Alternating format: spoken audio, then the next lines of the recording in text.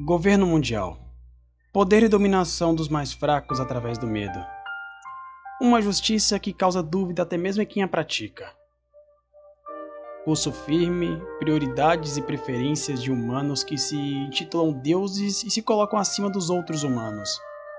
Suas vidas valem mais do que tudo. O inverso de utopia. Nesse mundo de piratas e marinheiros, a definição de herói é totalmente relativa, confusa, surpreendente. A grande pegadinha aqui é que aqueles que são tidos como protetores do povo, na verdade foi a causa do seu sofrimento. Estamos falando do novo capítulo de One Piece, o tão aguardado capítulo 1096. No título, o nome de um herói, o nosso amado Kumachi.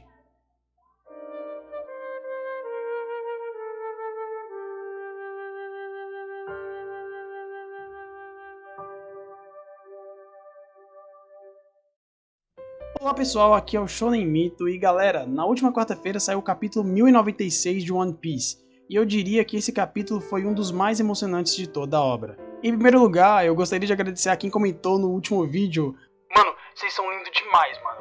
O Gu Matster, o Omnifox BR, o Thailson Oliveira, Rodrigo Souza, Cilindro Som e Mike Cardoso. E a todos que curtiram e assistiram, obrigado também.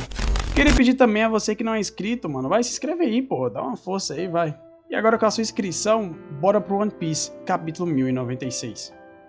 O capítulo começa com uma fuga diante de alguns nobres mundiais, que são os Cavaleiros Sagrados. Se ouve um deles dizendo que existem 3 lebres super raras que valem 10.000 pontos, e outras 150 consideradas raras que não fica claro o valor. Aqui também vemos ele dizer que caso a morte seja instantânea, o cavaleiro recebe um bônus excelente, e aquele que ficasse na frente em pontuação ganharia um prêmio luxuoso que vemos ser uma Akuma no Mi.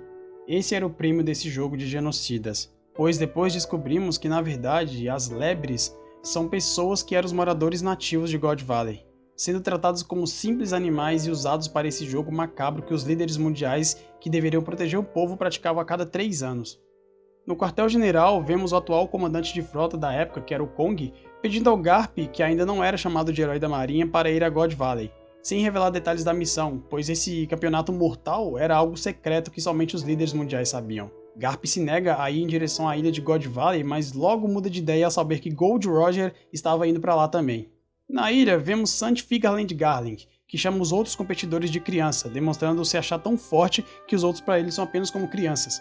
Algumas pessoas correndo em desespero desejam que tudo isso seja só um pesadelo, enquanto outros tenryubitos atiram sem dó nem piedade, mostrando a eles da pior forma, que tudo na verdade é uma triste realidade.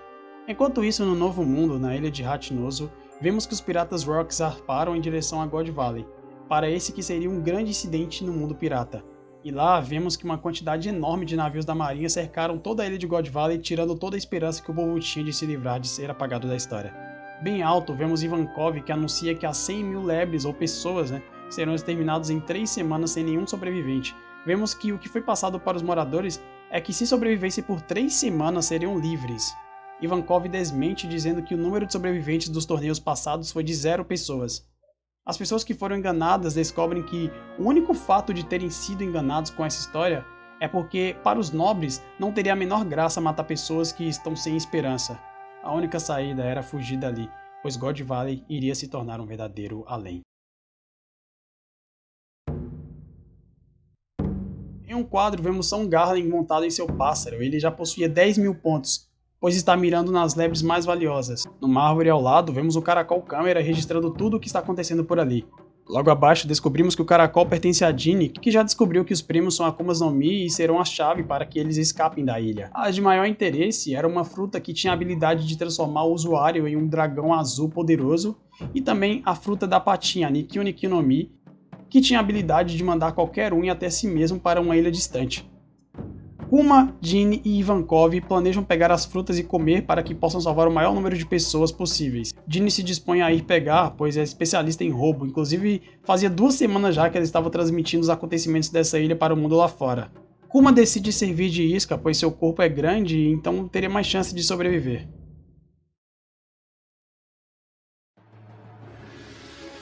No mar vemos uma explosão. O navio da marinha foi abatido por navios piratas. Todos estão aflitos, pois é possível ver que uma bandeira conhecida e temida dos mares se aproxima. Os piratas Rocks desembarcaram. tendo em seu bando piratas poderosos como Charlotte Lin Lin, a Big Mom, Edward Newgate, o Barba Branca, Chique Leão Dourado, Capitão John e Kaido. Vemos também a Miss Baquinha em seu auge de beleza e também a Gloriosa, que atualmente é a conselheira de Boa Hancock em Amazon Lily. O mais incrível de tudo isso é que não são só os Rocks que estão ali, tripulações de piratas infames estão chegando um após outro, e o que mais chama a atenção é que ele, o nosso rei dos piratas, Gold Roger, está na ilha, juntamente com infames e poderosos piratas da época como Silvers Rayleigh, Rei das Trevas, e nosso misterioso Scopper Gaban, que até hoje não sabemos o seu verdadeiro poder, mas muitos teorizam que ele é um cara muito poderoso e vai ser muito importante para a obra no final. Provavelmente ajudará a Luffy a encontrar One Piece. Enquanto isso, vemos que Kuma e Ivankov estão com duas Akumas no Mi na mão mesmo sem saber qual é. Vemos que Kuma segura a fruta da patinha Nikyo Nikyo no Mi e Ivankov uma bem conhecida, que futuramente se tornaria a fruta do Kaido, a Ruou Ruou no Mi. Eles se preparam para comê-las quando de repente a Big Mom impede que Ivankov devore a fruta do dragão e rouba essa poderosa fruta. No momento em que Lin Lin ia pegar a fruta do Kuma, ele come, fazendo com que o Gorosei Saturne apareça atrás dele e lance para longe. Saturne diz que pelo curso da história todos os bucaneiros só deveriam viver e morrer como escravos, o que indicam que desde sempre os bucaneiros eram escravos do governo mundial. Será que isso é desde 800 anos atrás? Inclusive, eu tenho uma teoria da história de Musamai do século perdido. Eu trarei para vocês esse vídeo muito em breve. Kuma reclama o fato das pessoas já nascer como escravos e, com palavras de libertação, deseja ser como Nika. Ele deseja ter o poder de salvar o maior número de pessoas possíveis e livrar todos da sua infelicidade, o que deixa Saturne irritado, e diz que é exatamente por isso que todos serão aniquilados. O que é interessante é que no rosto de Saturne vemos aquela mesma expressão de frieza que vemos nos olhos de outros personagens em momentos na qual cometem atos que aparentemente estão arrependidos de fazer. Mas na verdade eu não acho que seja o caso de Saturne e os outros Goroseis. Acho que eles só são frios e desprezam a humanidade mesmo, principalmente raças inferiores. Após um time skip, não vemos o que acontece no geral, só vemos que todos estão na ilha de Sober, Kuma, Ivankov e Ginny. Eles estão numa igreja que depois é revelado ser a casa do Kuma.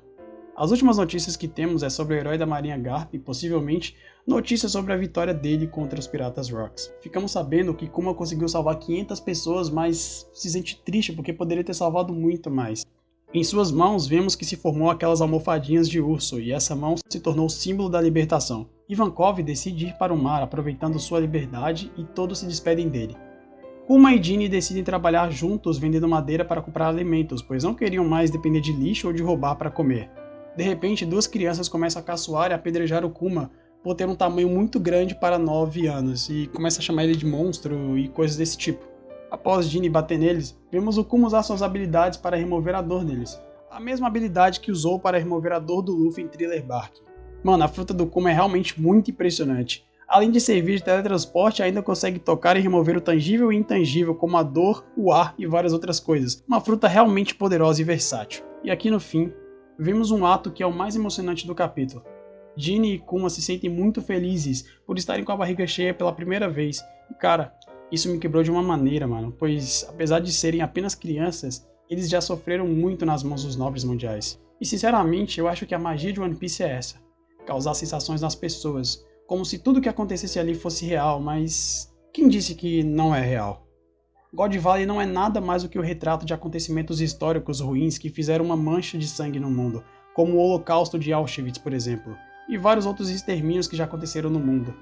A soberania do governo mundial prega a ditadura, e a superioridade das classes, o preconceito, a intolerância. One Piece é mais do que só um anime. One Piece é a realidade. E é por isso que eu amo essa obra. Porque apesar de ser algo bem simples, é complexo demais para compreendermos. E é por isso que vivemos One Piece. Enfim, pessoal, peço a vocês que comentem aí o que achou desse capítulo e desse vídeo, mano. Deu um trabalho para fazer, então peço a vocês que deixem um like aí. E mais uma vez, obrigado a todos que comentaram. E espero que vocês gostem de verdade, mano. Sendo assim, até o próximo vídeo. Valeu!